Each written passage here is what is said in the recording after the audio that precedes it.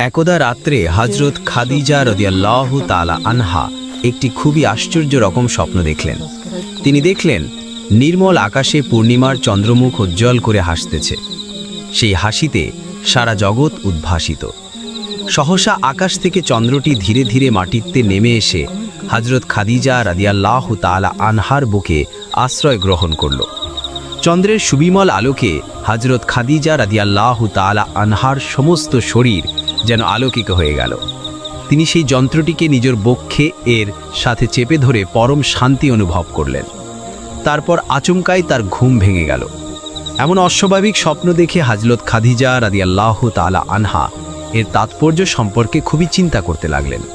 তবে স্বপ্নের অর্থ তিনি উদ্ঘাটন করতে না পারলেও তার মনে এমন দৃঢ় ধারণা জন্মালো যে অবশ্যই এটি একটি অত্যন্ত গুরুত্বপূর্ণ স্বপ্ন, কোনো বাজে স্বপ্ন নয়। অতএব পরের দিন সকালে নিজের পিতৃভ্য পুত্র বিজ্ঞ ধর্মীয় পণ্ডিত ওয়ারাকা ইবনে নওফেলের কাছে হাজির হয় এবং ওয়ারাকা বিন নওফেলের কাছে সেই অস্বাভাবিক স্বপ্নটির কথা বর্ণনা করে তার অর্থ জানতে চাইলেন।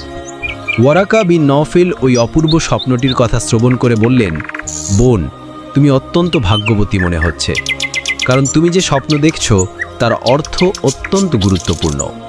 কারণ আমি তাওরাত ও ইঞ্জিল কিতাব পাঠ করে যে তথ্য পেয়েছি তাতে পরিষ্কার বোঝা যাচ্ছে যে দুনিয়াতে আখেরি নবী সাল্লাল্লাহু আলাইহি ওয়াসাল্লাম এর আবির্ভাব ঘটেছে।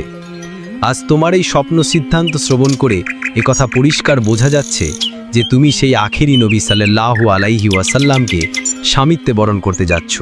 আর নারী পুরুষের ভিতরে তুমি সর্বপ্রথম তাকে নবী বলে স্বীকার ও বিশ্বাস করে তার ধর্ম গ্রহণ করবে।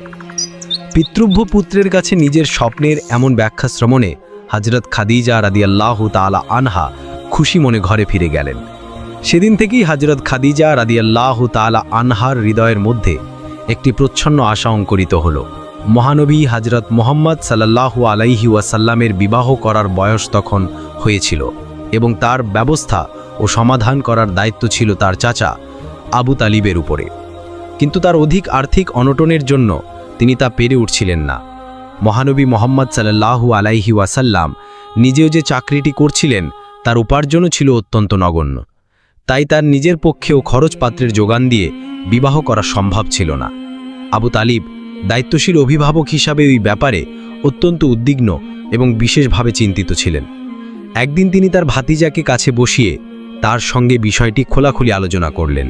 তিনি বললেন, হে মোহাম্মদ, আমি তোমার নিকট খুবই লজ্জিত যে খরচের অভাবের জন্য আমি এখন পর্যন্ত তোমাকে বিবাহ করাতেই পারলাম না, অথচ তোমাকে বিবাহ করানোর জন্য